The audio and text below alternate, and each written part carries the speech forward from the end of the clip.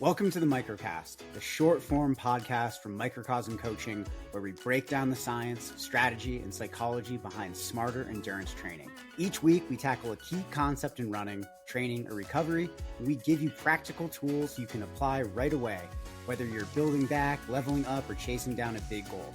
We keep it short, evidence-based, and grounded in real coaching experience. No hype, no fluff, just actionable insights to help you train sustainably and perform at your best. Let's get into it. Welcome back.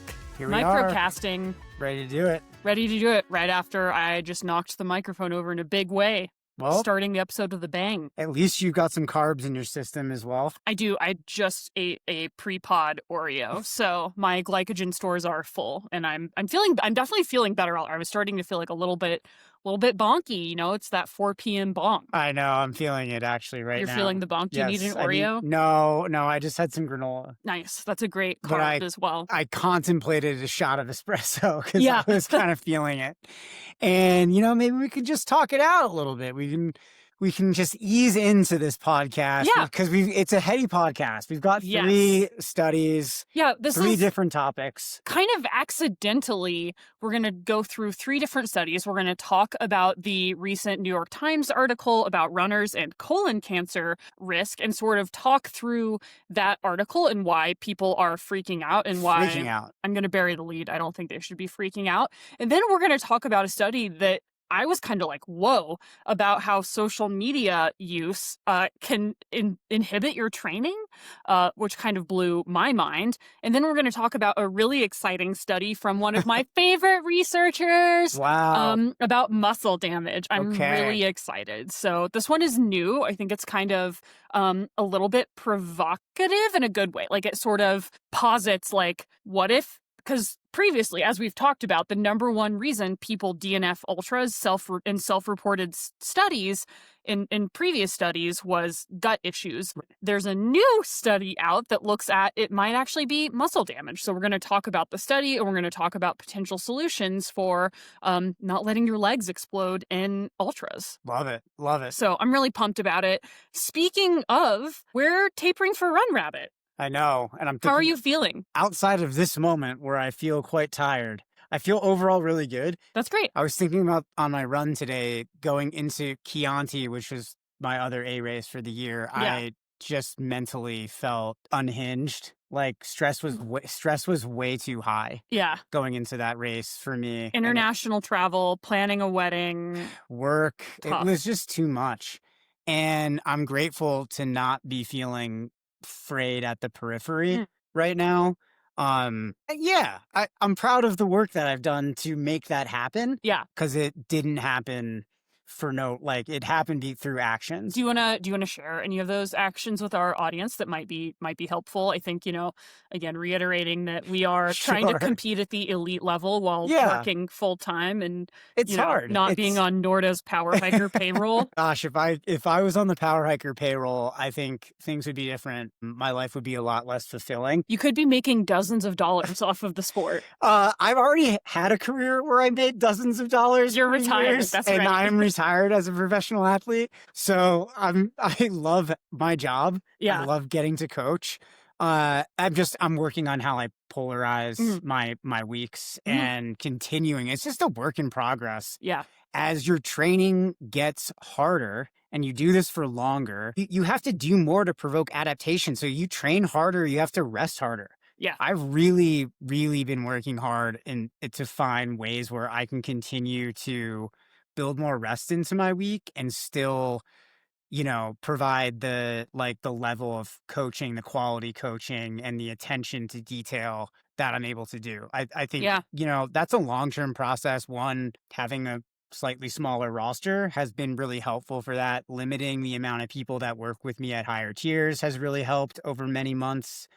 And over the last 18 months in particular, really being intentional, this is how much time I have available. Mm-hmm. This is all I can do, and saying no to a lot more clients who are reaching out that I don't have space for. That used to be a lot harder for me. I was a little bit more worried, strike while the iron's hot, people come and go. Right. So those habits, feeling a bit more confident, I think, and like polarized weeks. Some weeks that just have bigger work days. Not working zone 3 all the time. Exactly. Like big work days and work days that like I intentionally close my computer, step away and rest. Those happen to coincide sometimes with the bigger training days. Yeah. I feel really fortunate to be able to do that. But also, like, I own my own business. I'm a coach. I can do that. So why not? Yeah. I think it's silly to have those advantages and not take advantage of them. I love that. Yeah. Huge fan. So I feel like, and God, I was just telling an athlete on a call like moments before this, I feel like something always happens during a taper. So never feel like the taper needs to be perfect for you to succeed on race day. During my taper for Western States, it was when I was editor-in-chief of Trail Runner magazine, and the magazine got folded like 9 days before the race. It was so bad. So I feel like nothing will ever be, like, short of you divorcing me live on the podcast, I feel like nothing will be as stressful ever again. Well, folks, you've heard it here. There's nothing more stressful than a divorce. Actually, I know that. You know this from experience. I've gone through that, so I know that divorces are quite stressful. Not ideal for a taper. If you're going to get divorced, make sure to do that in your off season. I will divorce after the race. Thank you. I appreciate that. I'm thoughtful about when I divorce. Also a team for the race. So like you would be, potentially taking money out of your own pocket by divorcing me. Arlen Glick asked me to be on his team, and I turned Arlen Glick down for you. And Brendan Turnbull. You're just so popular. I'm so wanted. No one asked me.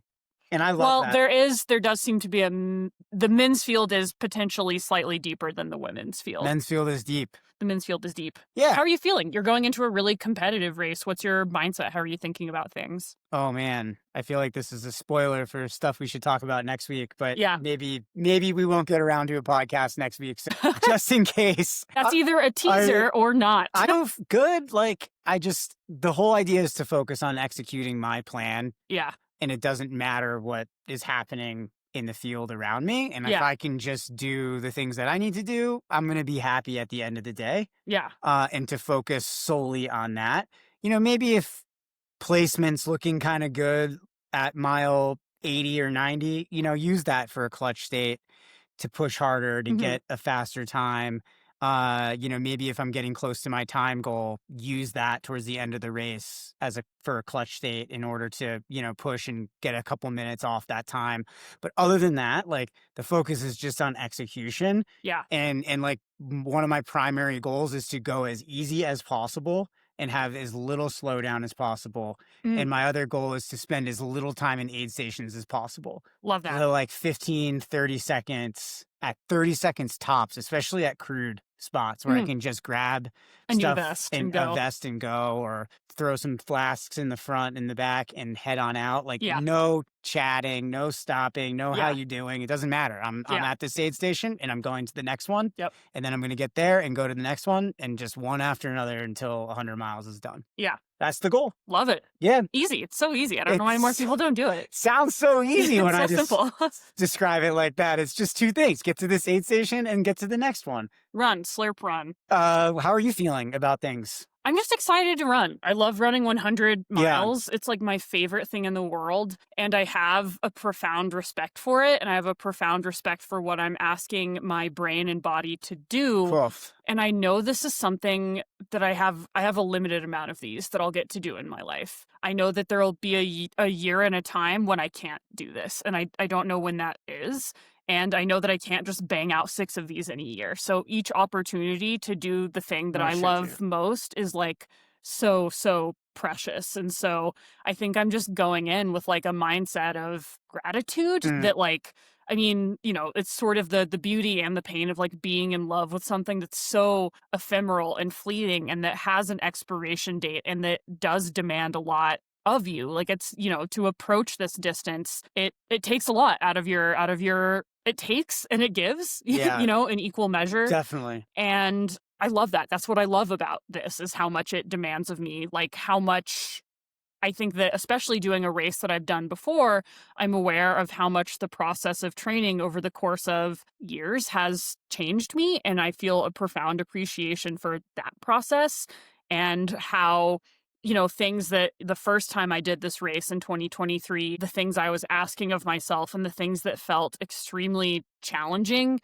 are not anymore. Yeah. Like, I remember when I did this race in 2023, it was right in the middle of my book tour for the book I put out, and I was not in a great place health and mental health wise. I was really running myself ragged. And I remember like a challenge that I set up for myself going into the race was like, I really struggled to have the discipline to say no to things. So I just said no to everything for like a month because I was after my book tour because like I was shutting down, like I wasn't sleeping, like just having some like health issues related to stress. And I had to like totally swing a little far the other direction to recalibrate. And so I went to Steamboat for like 2 weeks, didn't see friend, like just wasn't like, like my phone was mostly off, just like worked and watched movies and trained. And it was extremely hard for me to allow my training to take up that amount of space in my life. And it was still, I was working outside. And so I just was like really out of balance. But approaching that race taught me what a different balance would look like. And now I'm not struggling. It's like that balance is coming a lot more naturally. Mm-hmm. And it doesn't feel like something I'm fighting as much. It feels a lot more natural, and I don't have as many like big feelings around allowing this thing to take up as much space in my life. And also in 2023, when I was training for this race, I had like challenged myself to like not consume any alcohol in the build up to it, like in the maybe the month before. I actually remember that feeling like extremely hard for me, like with like the comedy I was doing and being on the book tour. Like when you're in front of crowds like 2-3 nights a week, and like I had to be on all these podcasts, and I had to go to all of these work functions, and I was constantly sort of feeling out of my depth and using alcohol as a way of like coping with that or navigating it and trying to like make the fat like sort of wallpaper over the lack of life balance I had. And I realized the other day that I like literally haven't had a drink since like maybe our honeymoon. Wow. Like That's I had a incredible. sip of a mimosa on the 4th of July, and I think that's the last time. And like something that felt extremely challenging and provocative for me 2 years ago is now like background noise.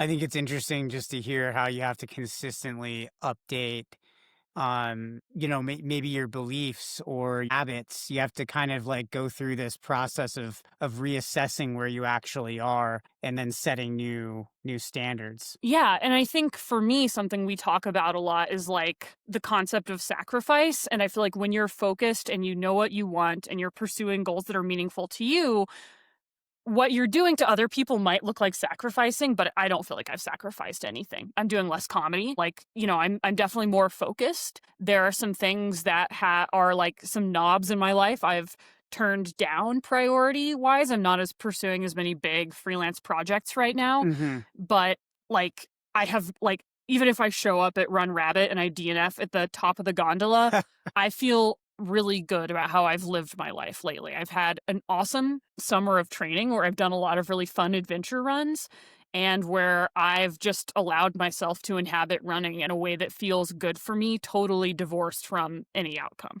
Well, I think again, that kind of goes back to this main point about goals is a great goal should help you facilitate living the life you want to live. Yeah. It shouldn't involve a sacrifice. It should set you up to have more of that idyllic life or that perfect day, that day where you get to have all of these inputs and outputs that, that you dream about. The goal helps you really focus on what's important and what actually matters. Yeah. And I'll even say the thing about this race or the 100-mile distance and wanting to do or sort of accomplish the things that I want to accomplish at this distance is it doesn't just facilitate that type of life, it out and out requires it. Yeah. And I love that. I love having a bit of a fire under me to do things. And it is amazing that things that felt like really challenging or like more complicated priority negotiations a couple years ago now don't. Like I feel like I have so much more focus and clarity that I'm just excited to see where that goes. And I don't think it entitles me to a good day by any means. Like, no, not necessarily. Again, like I know I could DNF the top of the gondola. Who fucking knows? But I love what allowing myself to be this focused and what allowing myself to believe in a goal to the extent that I have has done for my life. Well, I think when you have a vision for who you want to be and what you want to do, who you want to become, when you hold that and it's clear, that influences your decisions. Yeah. And you're either making decisions that help you get closer to that vision, or you're making decisions that don't help you get closer to that. And the idea is to make decisions that help support getting as close to that outcome as possible. And that's really where you end up, I think, getting all the value. Like Yeah. that's where the rubber meets the road. That's where the process really unfolds. And then we get like the updated beliefs, the breakthroughs, Right. the new mindset shifts. We experience more joy. We live in greater alignment with our values, all of that kind of stuff. If you're not sure why you're not experiencing that in your life, maybe you should take a little bit of time to just figure out where you want to go. Run a 100. That'll Run a fix 100 if that's where you want to go. 100 miles will not fix your problems. Can confirm. But having a vision can really help get things in alignment for you. And that's what I heard the most from what you were saying. Yeah. Like holding that vision for who you want to become as an athlete. And that's just one part of your vision. Right. That has really helped you pursue balance, better boundaries, being more self-assured in the work that you're doing, and more of a sense of abundance. I don't know. There's a lot there that we could totally dive into and devote a whole podcast to. But I think it's really positive. It's great to be going into a race knowing that, where you were a few years ago when you did this race is like, it's not really relevant anymore. Yeah. Like It feels like an irrelevant, like I know who that person is, and it's just not the same person. Yeah. And it's like, so, and the training and everything is like so far down in the foundation now. Yeah. Like you're reaching from almost like a new tool set when you go out into this race. And Right. that's like exciting. Yeah, it's so exciting. And I just feel like I'm bringing a really fun context to this. And it's fun that we get to race as a team. We're doing the same race. Oh my God. Which I had a great time with it, Chianti. Because it's logistically simple, and it makes me just, again, like so aware of like how privileged I am to have a life partner who likes to do the exact same very specific bizarre thing that I like, because like that was not true when we met. I was a long distance girly and you were a short course boy, and short course boy. You were a fast twitch boy. That's hilarious. Yeah. I was a slow girl. Eventually you slow down. Yes. So you go to the races that congratulations. Are for slow people. Yes. God. Shots fired. Just kidding. It's cool that we get to do this together. Tom Evans. Like who else, how many, there's like a handful of people on Earth who can like reasonably have their life partner like be their like teammate for Run Rabbit. Like in the context of teammate, the person competing in the men's field and the person competing in the women's field with the lowest combined time wins some cash prize. And it's like that's not the most important thing, but it's cool that we believe in our relationship to the extent that I'm not ditching you for Arlen Glick. That'd be screwed up. Shout out, Arlen. I love you.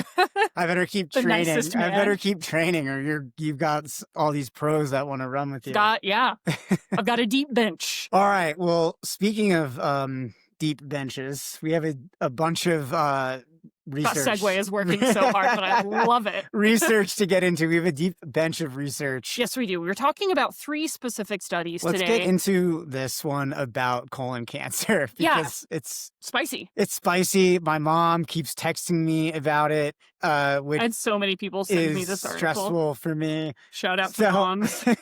Yeah.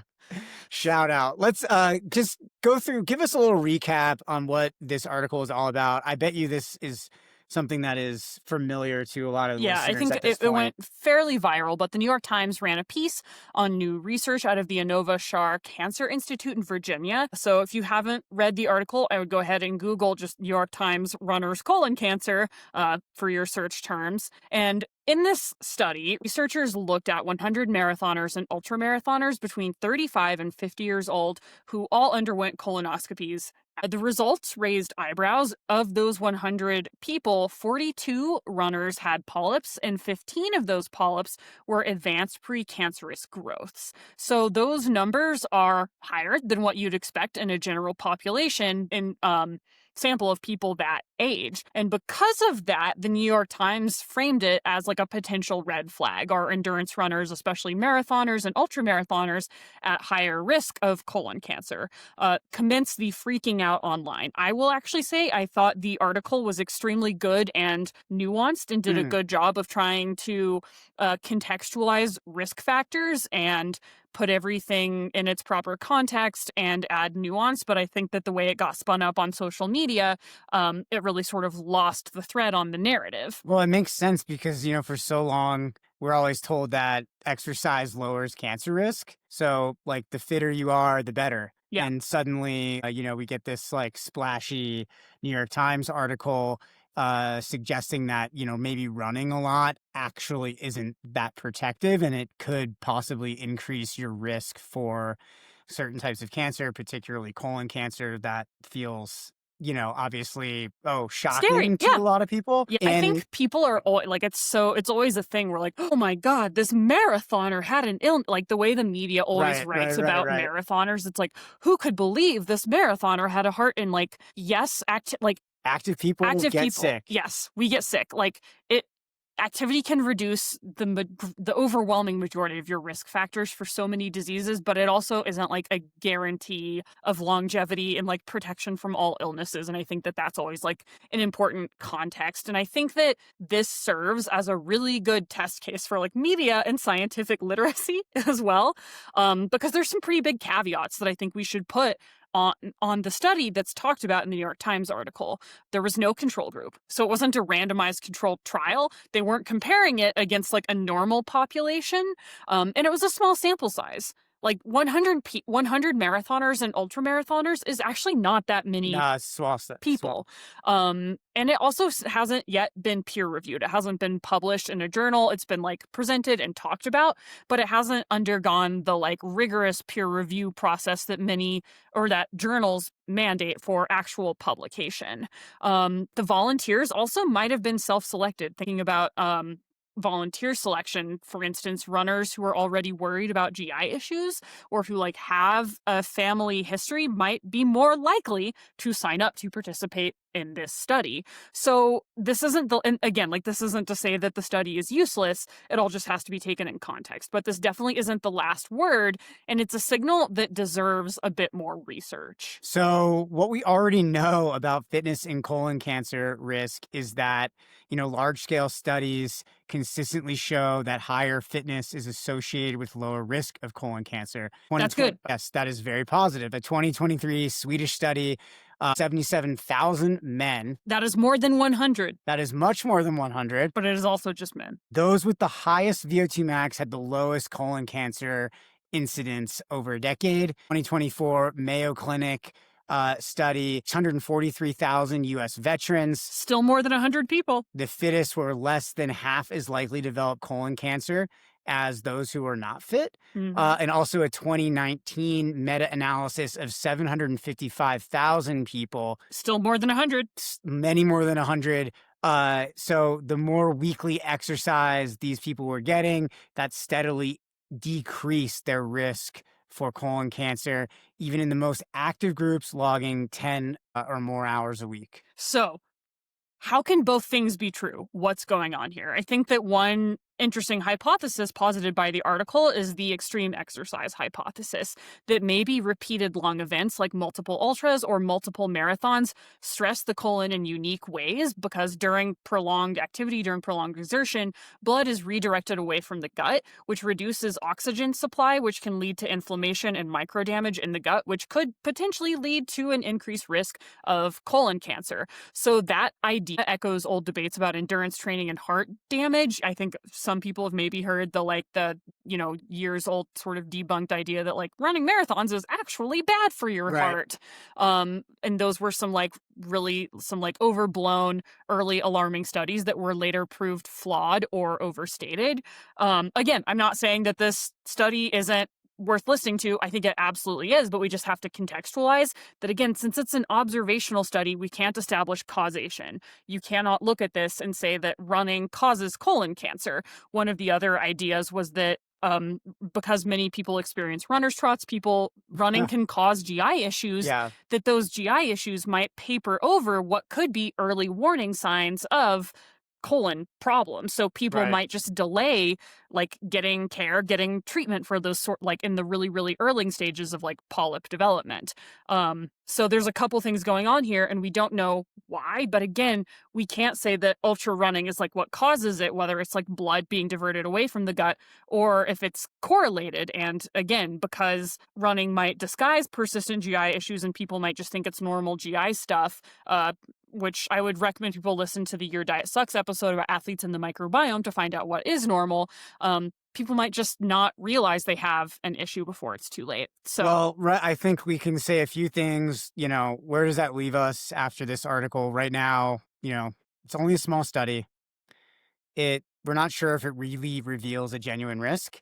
And we don't really know if it's about a statistical fluke, sampling biases. There's not enough there for us to, I think, really say, okay, you can't accurately say running marathon increases running is bad for you. I think what we can say is exercise overall is still overwhelmingly positive. Yeah. It reduces cancer risk and improves health across heart, lungs, and brain, like basically across the board. Yep. Exercise is good for you. Yep. I think, it's important to recognize there are extremes to all of this. Yeah.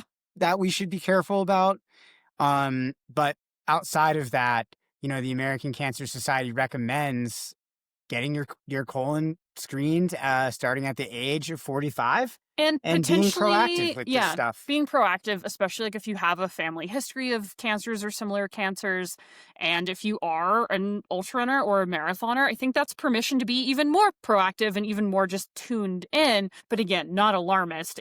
I think some of the conversation context around how this article was shared online was should we not run as much? And no, none of the experts, all of the doctors and researchers that were interviewed in the article were like, oh, definitely don't stop running. Well, yeah, let's not panic. They were like, let's not panic. They were like, this is a beginning place for inquiry and we don't know what's going on here. We have a lot more questions, but these are cool. It's a really important place to start asking more questions. But also, just because you do exercise regularly, you train, that's not a permission slip to skip out on being responsible for your long-term health and taking colon health seriously and, screening for cancer early, all of that stuff is really key. I do think sometimes, I've seen this recently with family members who were really active for a long period of time and thought that was kind of like the thing that was going to bulletproof them against health issues later. Yeah. And so, if we don't,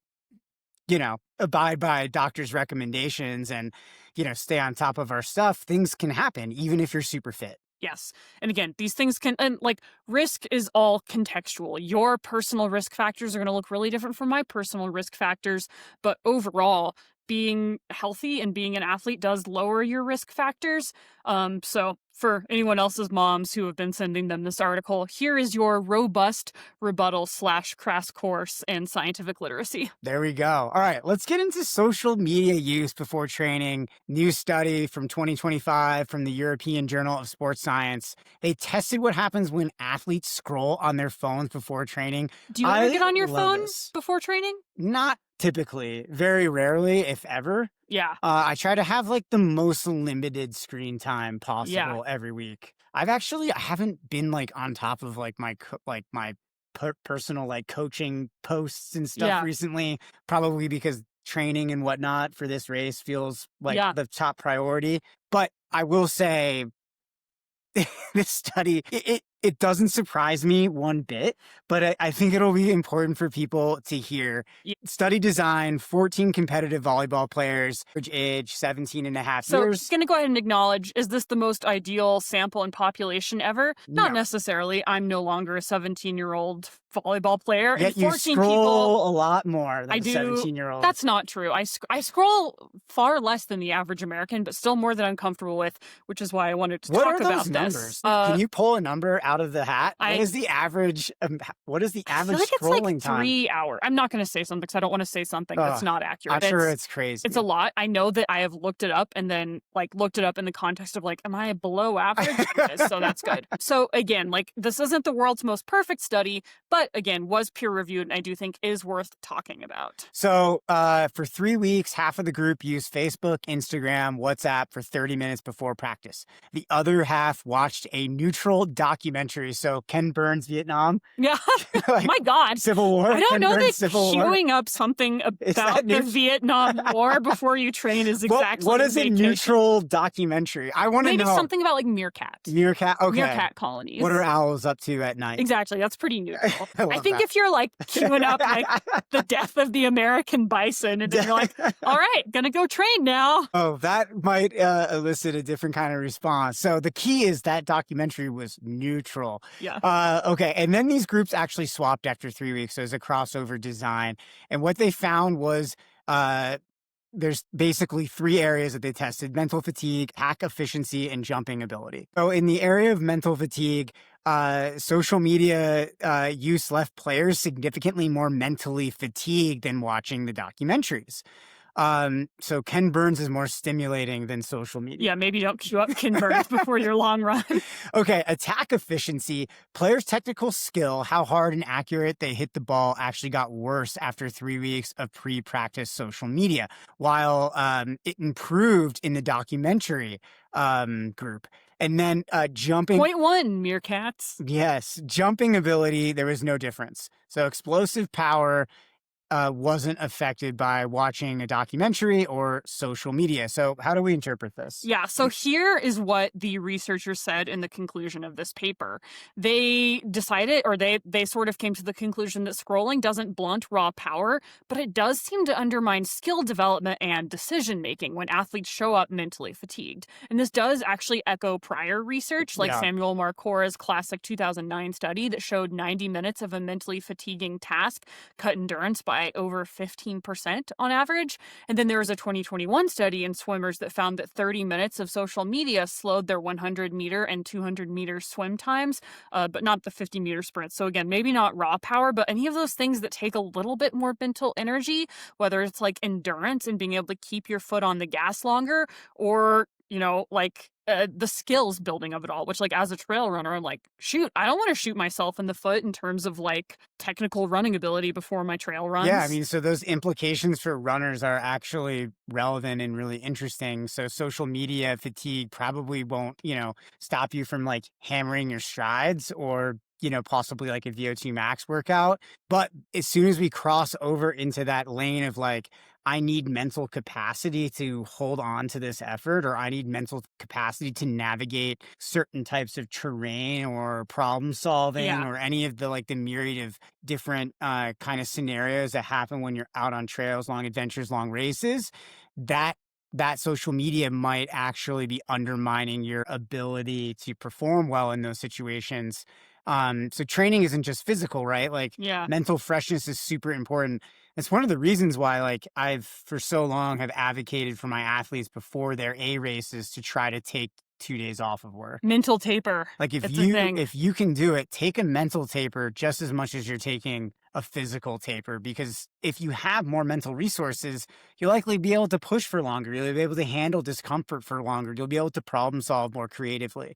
So if you want to get the most out of your workout, probably put that phone down. Yeah. Maybe an hour before, 30 minutes before. And it's, so many of us have jobs where we have to use our brains. I know, it's tough. But that's like one of those things where it's like, well, again, like to the extent that you can control it before like key events, like dial that down. But social media is something that in your social media use, like I guess technically part of my job is social media. So that's something I have more control over. So going forward, I'm definitely going to be a lot more mindful, because I know I've been guilty of being like, oh, I'm just scrolling like while I do my mobility, or like I'm just scrolling at my desk. And I don't really think this is taking up that much mental energy, but this study and other studies would suggest otherwise. Yeah. That it still can sap you of like of your mental resources that like like I would definitely rather be dedicating towards work that's meaningful to me and or my running. And so I'm 100% going to be changing my behavior going forward. Love that. And I hope other athletes out there are considering that as Yeah, well. just holding myself accountable, you guys. I'll be there to tell you to use the brick. I have no doubt that you will do that. All right. Is muscle damage the biggest obstacle in ultras? Let's get into the main study. So ultras can go wrong in so many ways. Ain't it the truth? Listeners are nodding their heads out there when they hear that. So blisters, stomach issues, hallucinations, wrong turns, I don't know, river crossings where you get swept downstream like Jim Walmsley in Western States 2016. Shout out. Yeah, I mean, who Deep knows? cut Like, for the fans. all sorts of shit can happen out there. So true. Um, What is the weirdest thing that's happened to you in an ultra? the weirdest thing that's happened to me in an ultra was just like throwing up for like 10 hours straight. I don't know if it was like, if you could put that under, you put that under stomach issues, but it was like violent stomach issues. Yeah. Projectile. Yeah, it was pretty intense. Was not fun. So you want to obviously avoid this stuff. But Go back and listen to our episode we did a few weeks ago that broke down what the research says about the most common causes behind ultra running DNFs for an even more comprehensive look at other reasons ultras can go wrong, where we address a lot of these specific issues. yeah, because I mean, and a lot of this is specific to the individual, right? But when we talk about muscle damage, this is a universal thing. Yeah. Anyone running, even a marathon, honestly, there's still a lot of muscle damage. We'll talk about the differences between marathon and 100K muscle damage and CK levels a little bit later in the outline here. But you are going to take on muscle damage. What really limits performance out there? Well, and what is a good predictor of finishing time? Well, it might be not necessarily VO₂max and running economy, which is great for marathons, big predictor of finishing times in marathons. But in ultras, it might be, again, that concept of durability. Yeah, so this specific study that I'm citing is Tiller and Millett, a study that came out just a month ago in Sports Medicine, identified that because VO₂max is so that oxygen metrics are so much less predictive of ultramarathon success, they wanted to investigate the core reasons what holds ultra runners back. So let's talk a little bit about why oxygen metrics don't predict ultra performance, which sounds intuitive, but I do want to get into the specific physiology behind it so people can understand. No, I actually think it's quite interesting when you look at the differences between like elite marathon runners and elite ultra marathoners. VO₂max is the gold standard predictor for race performance in races shorter than marathon on down. Mhm. And for example, like elite marathoners, they're going to have a VO₂max value somewhere between 70 and 80. And that's really high, honestly. Would love, yeah. Like that's super high. We're talking about like cross-country skier levels of Yeah. VO₂max. Like this is really be high, nice. only occurs in Norway. But most ultra marathoners with modest VO₂max values, so 50s into probably the low 60s, they actually still perform like they have At the internationally elite right level. in a similar, like they're as equivalent to those marathon runners just in their individual sport. Yeah. With lower VO₂maxes. So VO₂max can't explain why those performances are as good across the board. Yes, VO₂max is playing a role and is an important predictor in longer races, but it's clearly not the only thing. Yeah. So especially the longer you go and the more variables you throw into the mix. Exactly. So, we have this great example. Like if you're doing a 166 kilometer trail. Well, this was a study, specific yeah, study.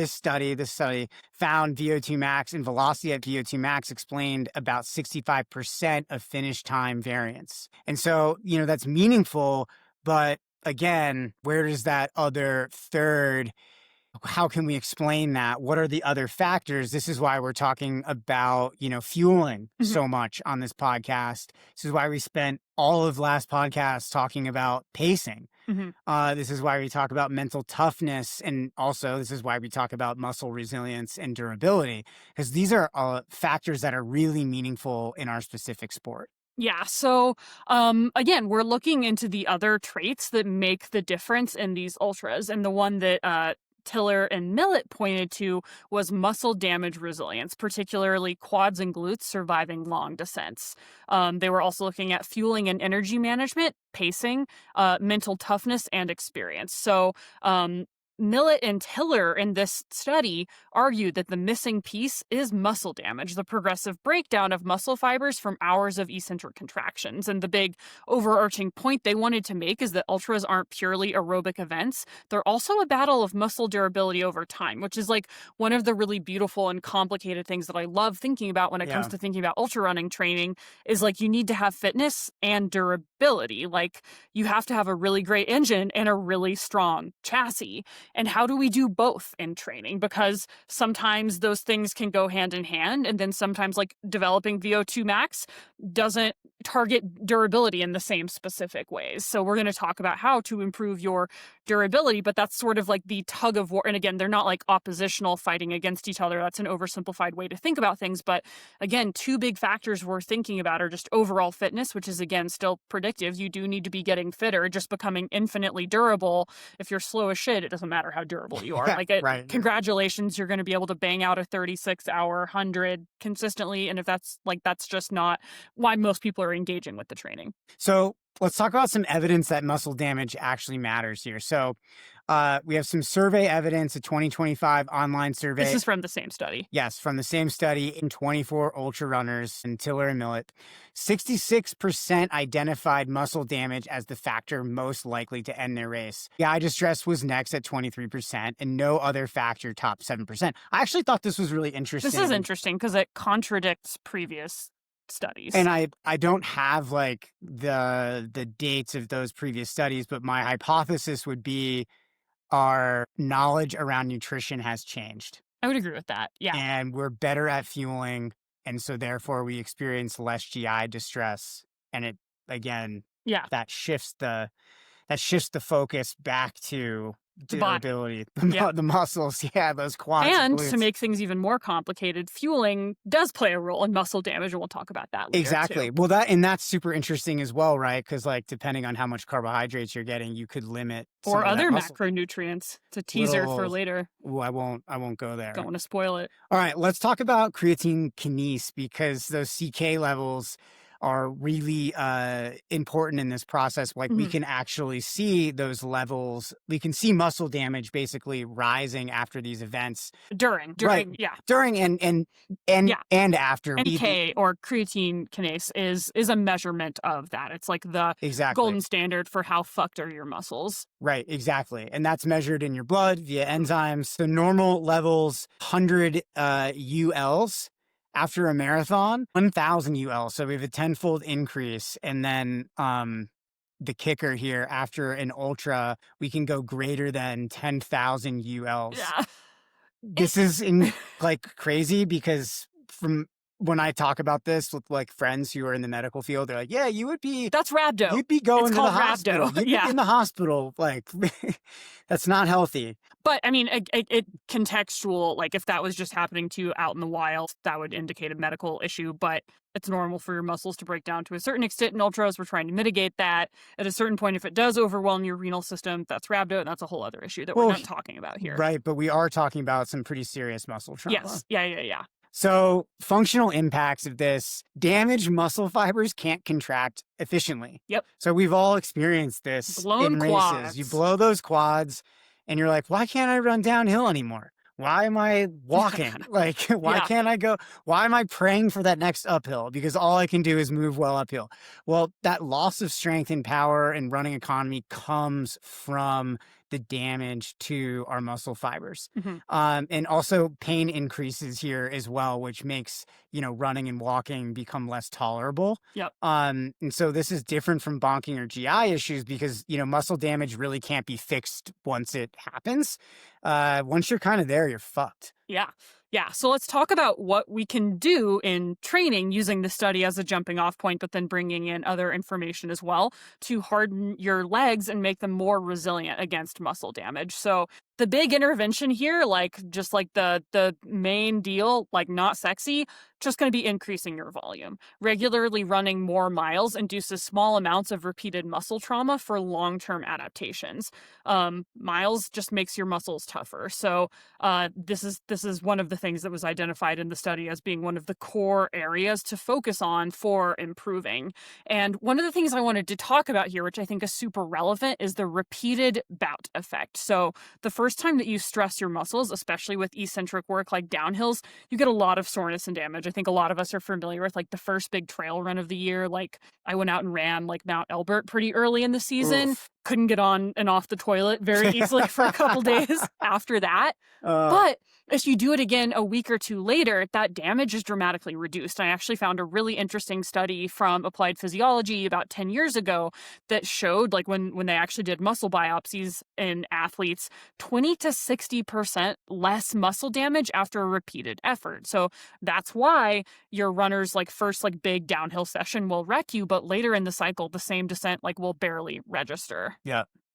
It's so important. There's another study that came out in 22 out of the University of Calgary where they had recreational runners run on a treadmill for 30 minutes at a slope of 20% and a speed of 934. They then brought them back to the lab 3 weeks later for the same bout and compared the effects. The study is so wild. Between the tests, these runners weren't allowed to do anything. No running, no training of any kind. Quintly, researchers attributed the effects to that single 30-minute downhill run.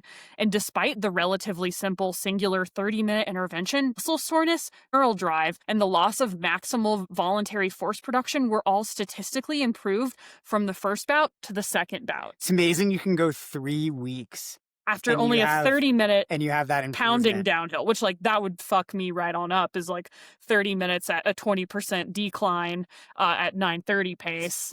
You'd feel it. You'd feel it. That's your first time running ever. So, does this mean that you only need to run downhill once to become a downhill beast? Obviously not. But what it means is that the literature here clearly demonstrates that we need to think about training and adaptation for downhill in different terms than we think about other training adaptations. Different adaptations stemming from downhill running can be achieved relatively quickly when you compare it to like technical trail running ability or uphill, because it can be established in the order of a few sessions, whereas like you cannot get better at climbing uphill in a few sessions. Nope. But you can at running downhill in a few sessions. I think people can tell like how excited I'm getting, because this is just such cool physiology.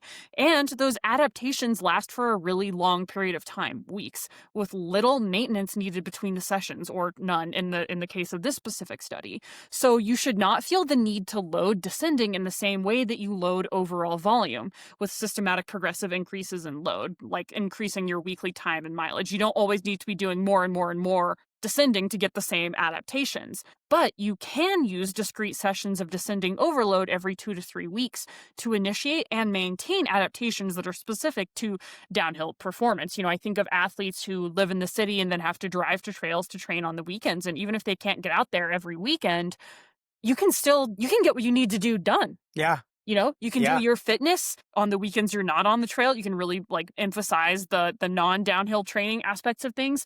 And then without having to spend your life obsessing about how to bomb-proof your quads, you can do that in just a few sessions. And then you don't have to worry about preserving it during the week as much. I think it takes a lot of stress off people to hear that, honestly. I mean, again, I'm just like giddy. This is so fast. It's so interesting to think about how different the way our body responds to downhills is versus uphills. And like, they're obviously totally different systems. They're totally different things. But like, this is one of the things that gets me so excited as a coach, is being like, wow, like this is crazy. Like, we do have to be thinking about these things so specifically. I love that. No, and they are really discrete things to be trained in the process. Even if sometimes they're trained together, they need to be right. You can train them together. Yeah, but you think about them differently. Exactly. Which is why we don't do downhill workouts. So one reason. So let's talk a little bit about what's actually happening in our legs. Walk us through some of the structural adaptations that happen in our muscle fibers. Yeah, so let's talk about what it actually means at a physiology level to make your legs more resilient to muscle damage. So training increases the number of sarcomeres in series. So that's the contractile units of muscle, the thing that makes your muscles contract.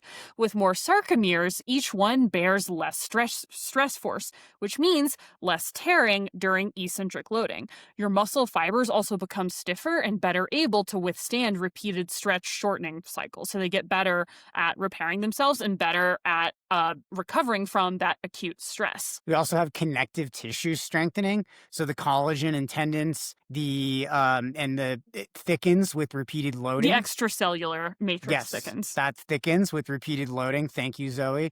Stronger connective tissue, so better shock absorption when landing is really important. Yeah. We also have cellular and molecular adaptations that happen here. So satellite cells, muscle stem cells, essentially become more active, repairing muscle fiber faster and fusing to create stronger fibers. Antioxidant capacity increases, helping manage oxidative stress from long runs as well. And inflammation response becomes more efficient. So there's less swelling and faster recovery after the same stress. Yeah. There's also. So that makes a lot of sense when you think about that, how that repeated bout effect really works. Yeah. The systems that support running downhill kind of really coalesce to put you in a position to be able to maintain those loads again in the future. Which is why, again, I really wanted to get to the nitty gritty and look at like the micro level of this, because if you understand the micro level of this, you'll understand the macro of why we train these two discrete things discretely, right? Because when you look at the like really specific cell level responses here, those are totally different than the cell level responses that we're going after in training meant to increase VO₂max, meant to improve our ability to buffer lactate, all the things that we use as proxies for improved fitness. Right. These are just different things, and that's really cool to think about. We also get neuromuscular adaptation, so your brain's ability to communicate with your body, and training will improve your coordination and motor unit recruitment.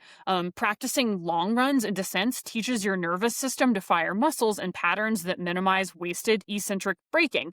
If you're not very confident on downhills, particularly technical downhills, you're going to waste a ton of time and energy braking rather than being able to effectively harness that energy and run in a more efficient stride.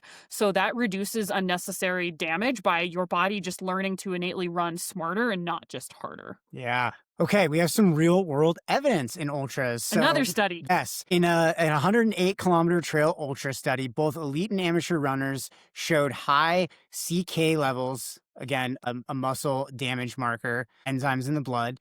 Elites maintained more strength and jump power post-race than amateurs. Oh my God, just think about running a 100K and then someone making you do a jump test and get muscle biopsies. No thanks. Oh, hard pass. Do it for science. Stronger neuromuscular system, I think obviously a lot better ability to manage the damage in the muscles from these long ultras. And then also we have a study 17-mile, sorry, the dog is kicking my foot.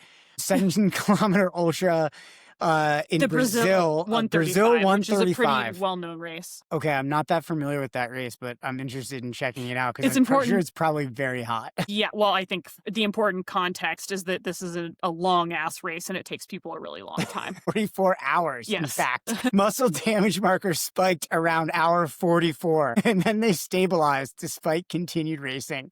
So, wow, what does this show us? It shows us that the adaptations, they eventually prevent infinite damage accumulation. Which I think we touched on this a little bit in an episode we did about downhill running, about how you sort of have a point at which you are maximally fucked. I'm maximally and you can't damaged. Get more fucked past that point. That was me at Chianti. Let's talk a little bit specifically about downhill running. Downhills emphasize eccentric loading, those braking forces we talked about, the exact stress that causes the most muscle damage that we're talking about in this study.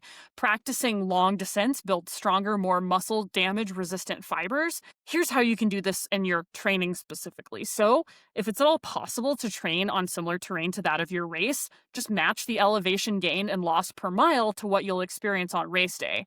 Because if you want to become more fatigue resistant for the downhills, the overload doesn't need to be high. You can do this once every 2 to 3 weeks. You can incorporate a session that will exceed your elevation gain loss per mile by 10%. So think about what your average gain loss is for your A race, the event you're training for. Just increase it by 10%. See if you can find a long run that's in that neighborhood. And that's a really great way to sort of get a little bit of a functional overreach.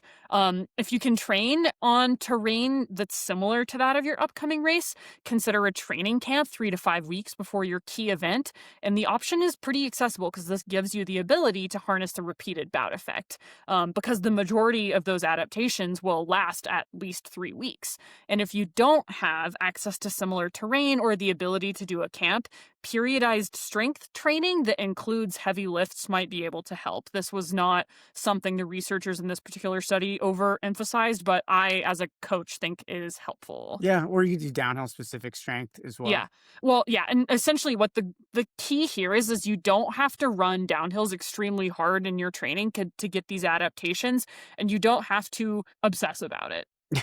Which is great. Like, this is one of the few things in training where it's like, this is easier than you thought. Because I feel like so often I'm shouting, it's hard. Like, this stuff is hard and it takes years. Finally, we have something that's not that hard and it doesn't take years. And I'm so excited. Hopefully that like eases, I think, people's stress levels about this, especially our athletes who are more bound by the restraints of living in cities and they're not able to get out to trails, or they live in places like Chicago or New York but want to do stuff like speed goat. It's like, if you can manage a boot camp, boy, you're in a great strategy. Really good position to still perform well at that race.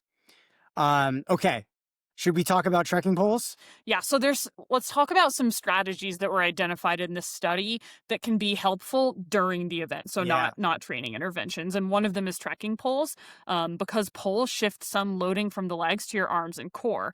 There is a trade-off when it comes to using poles because they're less efficient. You have higher oxygen consumption per kilometer, but the reason you see so many people using them is because there's also a benefit, and the trade-off in certain calculus is worth it. It significantly reduces muscle breakdown, especially late in races. And the fact that elites just accept the efficiency penalty with using poles essentially is indirect evidence that poles save enough leg tissue to justify the trade-off. Again, depending on what that calculus looks like. We don't want to use these things as crutches, but used efficiently, they can prevent and minimize muscle damage. I also really like this point around shorter strides and higher cadence. Even a 10% reduction in stride length reduces vertical oscillation and impact per step. It's particularly effective on downhill. We always talk about prioritizing being smooth on the downhill, so that really necessitates having a short, quick stride. I remember when I was racing Chianti and Abby Hall passed me. And her stride was like, I was like, whoa, that's some serious cadence. Like, I'll never forget that. And she's a long gal. She's tall. She's a tall, long gal. Tall. And long legs. Her stride length was, and she might be taller than me, honestly. Yeah. Like her stride length was shorter than mine. Wow. And I feel like you have hamster feet. You have little beep, beep, beep. I have Do I have a super long stride? Do you think my stride's too long on downhills? No, I think it's probably about equivalent, about where it should be. My stride length is actually a little long compared to my height, which I think causes me a little knee issue that I've been thinking about. That might be the piriformis thing. Could be, honestly. But that like smooth stride on the downhill, you have to have light, quick steps. Yes. So that's the primary focus, and that leads to longer lasting legs. Yeah, so I think a mantra I would want people to take away: short strides on descents equals longer lasting legs. Short strides, longer legs. Short strides, long legs. Then we're sort of getting into some slightly more wild card areas for investigation. And one of those is protein intake during longer races. So there's small, but some intriguing evidence here. There is a study of Western states finishers that found that finishers there, and this is again, like I would really be curious to see what the specific cadence of protein intake throughout the race was, but finishers of Western states averaged 0.08 grams of protein per kilogram per hour, whereas DNFs averaged less than half that. So the hypothesis here is that amino acids may support ongoing repair during ultra events over 100K. It's not conclusive, but it's promising, and I think it's worth experimenting with in training. And the way I apply this in practice is I later in ultras will start to incorporate recovery drinks. So you don't want to exceed more than 10 grams of protein in any given hour. Again, there's going to be some room for individual variability. And that doesn't mean you need to get 10 grams of protein in an hour. There's no, you need to get XYZ amount. We don't have that minimum limit. We know the upper limit tends to be for most people around 10 grams an hour. I like using like Tailwind recovery mix, Scratch recovery mix during ultras to get in. You still get carbs, you get electrolytes, you get fluid, but you also get a little bit of protein in there. And there's some, again, this is like really nascent. This is not something that as a coach I feel confident saying implement now.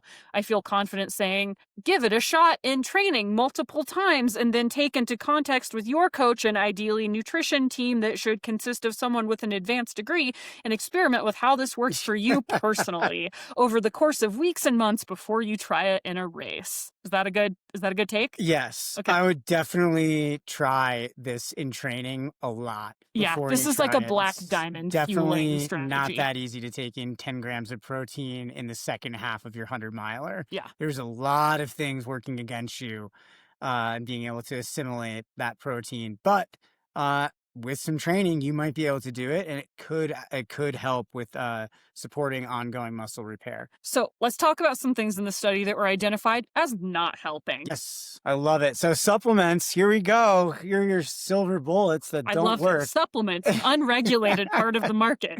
There's no evidence that glutamine, BCAAs, antioxidants, or creatine help in reducing muscle breakdown. Yep. So you don't need to be shotgunning BCAAs during your ultra. You might just be shitting your pants if you do that. Compression gear and KT tape, very popular, but multiple studies show that they have a minimal effect on muscle damage or recovery speed. Sorry.